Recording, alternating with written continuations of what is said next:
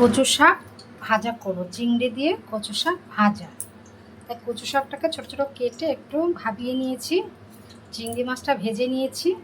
এখানে হচ্ছে এখানে হচ্ছে পেঁয়াজ, রসুন আর লঙ্কা কুচি করে নিয়ে নিয়েছি। নিয়ে এবার তেলটা গরম হয়ে যাবে, তেল বসেছি, তেলটা গরম হয়ে গেলে পেঁয়াজটা দিয়ে দিচ্ছি। পেঁয়াজটা একটু লাল লাল করে একটু ভেজে নেবো হয়েছে। এবার রসুন আর কাঁচা লঙ্কাটা দিয়ে দিচ্ছি।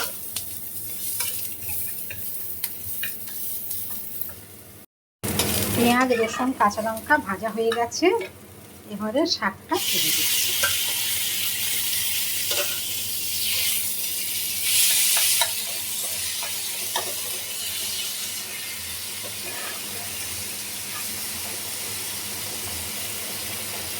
এর মধ্যে একটু নুন আর হলুদ দিয়ে দেবো।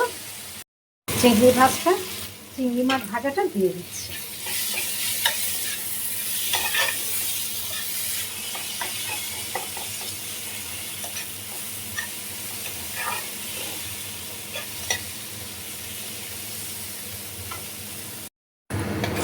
কচু শাক ভাজা হয়ে গেছে, এবার গ্যাসটা আমি বন্ধ করে দিচ্ছি।